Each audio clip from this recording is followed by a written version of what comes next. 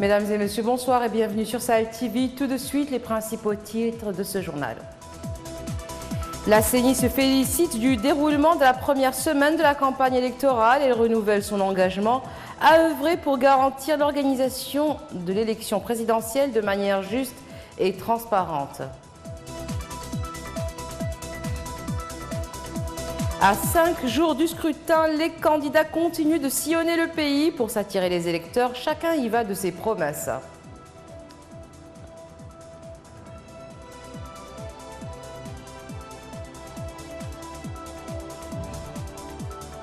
Mohamed Morsi, l'ancien président égyptien, est décédé ce lundi après une audience au tribunal.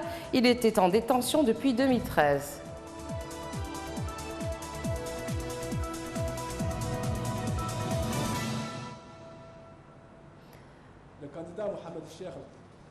Merci d'être avec nous. L'Adrar pourrait devenir une destinée touristique si le pays arrive à valoriser son patrimoine et ses sites touristiques. C'est ce qu'a déclaré Mohamed Ahmed Cheikh El-Ghazouani, le candidat à la présidentielle, s'exprimait lors d'un meeting électoral qu'il a présidé hier soir à Attar. Sid Ahmed Beyilatou. Le candidat Mohamed Cheikh El-Ghazouani redonnera à la wilaya de l'Adrar son label de première destination touristique de la Mauritanie. Devant les populations d'Attar, venues participer à son meeting électoral, le candidat a promis de ne ménager aucun effort pour attirer le maximum de touristes à travers le renforcement des services de ce secteur et la modernisation de ses structures, pour lui permettre de jouer pleinement son rôle dans le processus de développement local. Le candidat a aussi précisé que s'il était élu, il poursuivrait en renforçant l'approche sécuritaire mise en œuvre pour la Mauritanie. Une approche qui a éloigné le spectre du terrorisme et de l'extrémisme et installé la sécurité et la stabilité, qui favorise la redynamisation de l'activité touristique en particulier et le développement économique en général. Il a affirmé qu'il a élaboré une stratégie qui va, si elle est mise en pratique, éradiquer la pauvreté, toutes sortes d'iniquités et de la marginalisation. Tout comme elle va promouvoir la protection sociale, lutter contre le chômage et accorder un soutien particulier aux couches défavorisées. Il a annoncé qu'en cas de victoire, il procédera à la création d'une agence nationale dotée d'une subvention de 200 milliards d'ouïas sur 5 ans pour apporter divers appuis et aides aux pauvres et aux nécessiteux en vue d'améliorer leur situation. Le candidat a affirmé que l'Adrar bénéficiera au cours de son mandat, s'il est élu, de la construction d'une route reliant Attar, Chinguiti et Oudan, la poursuite de la construction d'un grand hôpital, l'approvisionnement en eau de la wilaya, l'appui aux oasis et le montage d'une usine de traitement des déchets d'Attar. Il a enfin demandé aux populations de l'Adrar de voter en sa faveur le jour du scrutin. Le candidat à la présidentielle de 2019, Sidi Mohamed El Boubacar, tenait un meeting à Joujit. Il s'est engagé en cas de victoire à faire profiter les citoyens des richesses de leur pays, d'améliorer leurs conditions de vie et de respecter les accords passés avec les sociétés étrangères dans l'intérêt des citoyens et du pays. CSIB. Dans la capitale de l'Inchiri, le candidat à la présidentielle de juin, Sidi Mohamed El Boubacar, a indiqué que la wilaya de l'Inchiri est parmi les wilayas les plus riches du pays et qu'elle n'a pas bénéficié de l'exploitation de l'or et de nombreuses autres richesses que recèle le pays. Il s'est engagé en cas de victoire à faire profiter les citoyens des richesses de leur pays, d'améliorer les conditions d'existence et de respecter les accords passés avec les sociétés dans l'intérêt des citoyens. Le candidat a noté que la wilaya de l'Inchiri souffre comme les autres wilayas du pays de la marginalisation de ses cadres alors que les compétences sont légion. Quant aux hommes d'affaires, Sidi Mohamed El Boubacar a indiqué qu'ils sont soumis à de lourds impôts, précisant que ceux parmi eux qui veulent exprimer leur vue sont purement réduits au silence. Le candidat s'est engagé, s'il est élu, de garantir les libertés individuelles et collectives comme le stipule la Constitution.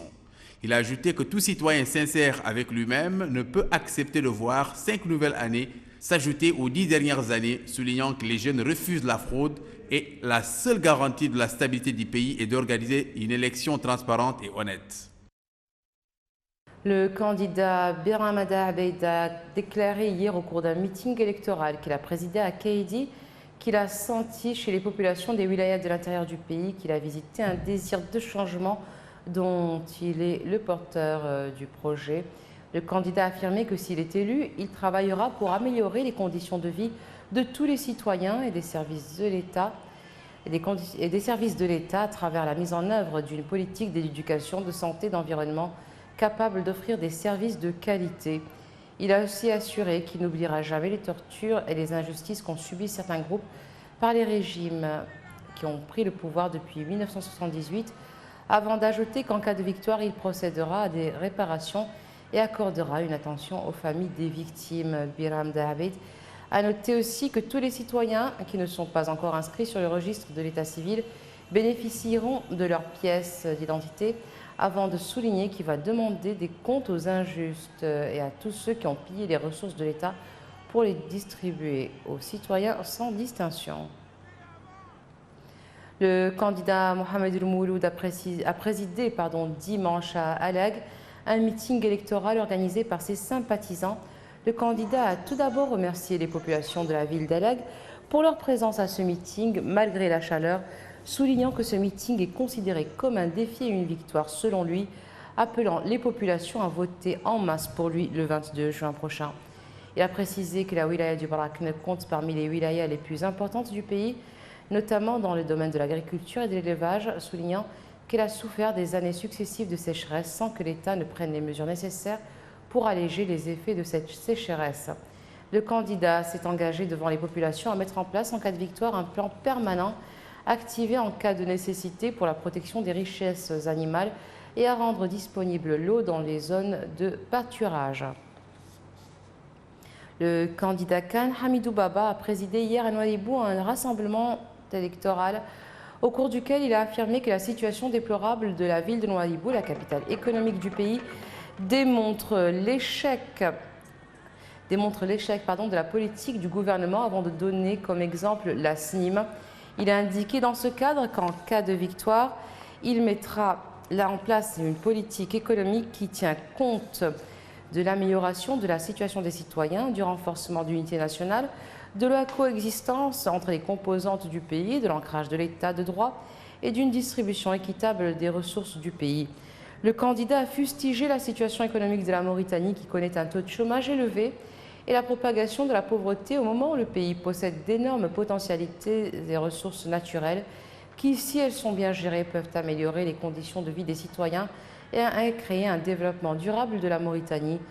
Khan Hamidou Baba a enfin invité ses électeurs à être au rendez-vous le jour du scrutin pour opérer le changement parce que, selon lui, cette élection est décisive et va définir l'avenir du pays.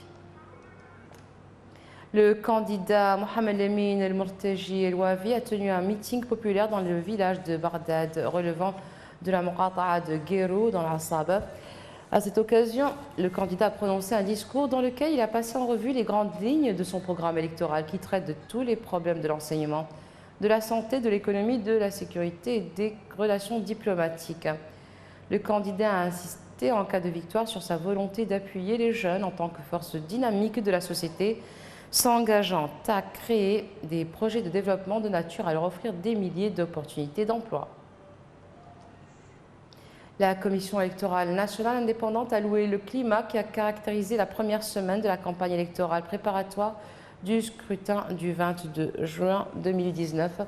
Dans un communiqué de presse, elle félicite les candidats et tous les intervenants et les encourage à faire preuve de saine compétition et du respect de la déontologie durant le reste de la campagne électorale. Le document indique que la CENI s'engage à œuvrer pour assurer l'organisation de cette élection de manière juste et transparente et d'y prendre toutes les dispositions nécessaires, et ce, en concertation avec tous les acteurs politiques de manière générale et les candidats à la présidentielle de 2019 ou leurs représentants en particulier. La désertification, la dégradation des terres et la sécheresse présentent un grave danger pour des millions d'habitants de la planète, et en particulier les femmes et les enfants. Il y a 25 ans, 197 parties adoptaient une convention historique visant à mobiliser une action mondiale. Il reste cependant beaucoup à faire. Hamada Diagana. 2 milliards d'hectares de terres sont aujourd'hui dégradés dans le monde du fait des activités humaines et du réchauffement climatique. C'est un processus qui s'accélère et qui touche tous les continents sans exception. L'Afrique est bien sûr la plus touchée, mais c'est aussi le cas de l'Asie, de l'Amérique latine et même de l'Europe du Sud. Cette situation affecte 3 milliards de personnes, à commencer par leur accès aux ressources alimentaires et à l'eau. Et on estime qu'elle entraîne une perte de 10% du PIB mondial. Le terme désertification, qui s'applique à l'ensemble des zones arides, semi-arides et subhumides, a un aspect réducteur. Il peut faire penser que le phénomène est localisé aux seules zones désertiques, alors que la dégradation des terres est en réalité mondiale. Dans son message à l'occasion de cette journée, le secrétaire général des Nations Unies, Antonio Guterres, a déclaré que la désertification et la dégradation des terres et la sécheresse présentent un grave danger pour des millions d'habitants de la planète et en particulier les femmes et les enfants. Il nous faut protéger la terre, la restaurer et en faire un meilleur usage pour réduire la migration forcée, améliorer la sécurité alimentaire et stimuler la croissance économique. C'est ainsi que nous pourrons faire face à l'urgence climatique mondiale, a ajouté M. Guterres. Le secrétaire général des Nations Unies a fait un appel mondial pour lutter contre la désertification dans le cadre de la réalisation des objectifs de développement durable. L'ex-président égyptien Mohamed Morsi, élu en 2012 avant d'être destitué un an plus tard, est décédé aujourd'hui après un malaise lors d'une comparution au tribunal. Mohamed Morsi comparaissait devant le tribunal lorsqu'il s'est effondré. Il a été conduit à l'hôpital où il est décédé. Retour à Stéphane Beilato. Mohamed Morsi est mort aujourd'hui après une audition au tribunal au Caire. Mohamed Morsi, en détention depuis juillet 2013, parlait devant un tribunal avant de s'effondrer, puis d'être amené à l'hôpital où il est décédé. Il a parlé devant le juge pendant 20 minutes, puis il s'est animé et s'est évanoui. On l'a vite amené à l'hôpital où il est mort plus tard. Mohamed Morsi, 67 ans, premier président égyptien élu démocratiquement pour une courte mandature entre 2012 et 2013 avant d'être écarté par l'armée. Mohamed Morsi était emprisonné depuis sa destitution par l'armée à l'été 2013. Il avait été jugé par la suite dans plusieurs affaires, dont un dossier d'espionnage pour l'Iran, le Qatar et les groupes militants comme le Hamas à Gaza. Il a également été accusé de fomenter des actes terroristes. Depuis sa destitution en 2013, son ancien ministre de la Défense, Abdel Fattah Sisi, a mené une répression sans merci contre l'opposition islamiste, et en particulier les frères musulmans, dont des milliers de membres ont été emprisonnés. Les années qui ont suivi le coup de force de l'armée en Égypte ont vu une ascension d'attaques visant les forces de l'ordre, avec des centaines de policiers et militaires tués et une véritable insurrection djihadiste localisée dans le nord du Sinaï, devenue un bastion du groupe État islamique. Le président turc Recep Tayyip Erdogan, allié de l'ancien président islamiste, lui a rapidement rendu hommage en le qualifiant de martyr. En Libye, l'opération militaire lancée par le maréchal Khalifa Haftar le 4 avril dernier pour s'emparer de la capitale s'enlise. Fayez Sarraj exclut cependant tout dialogue avec son adversaire. Jusqu'ici, aucune voix officielle libyenne ne s'était levée pour relancer le dialogue politique et mettre fin à cette crise qui perdure. Au contraire, depuis 2 mois et 13 jours que dure la bataille de Tripoli, les deux parties campent sur leur position et refusent de négocier un cessez-le-feu.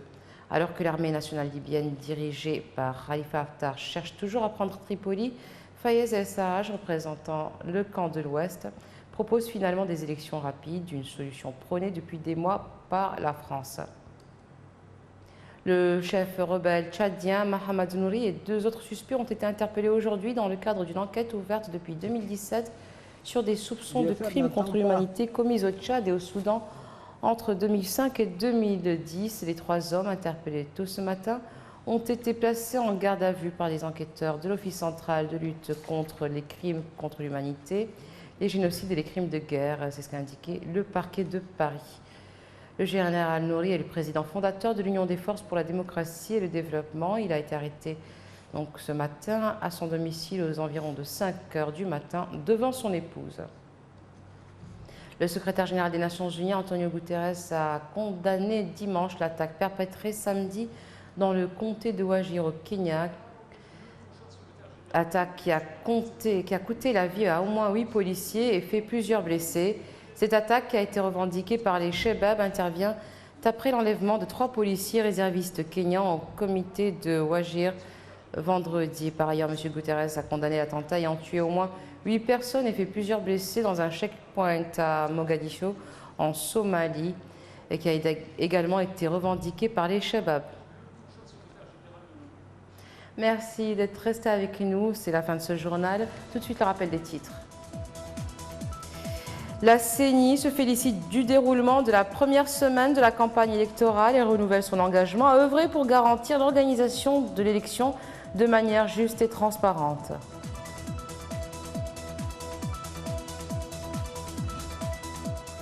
À 5 jours du scrutin, les candidats continuent de sillonner le pays pour s'attirer les électeurs. Chacun y va de ses promesses.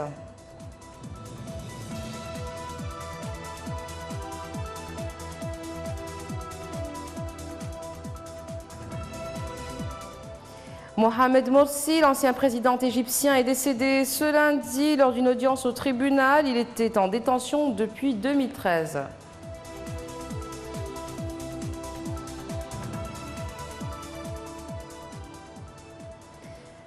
Et ainsi s'achève cette édition. Nous vous souhaitons une excellente fin de soirée sur Sahel TV.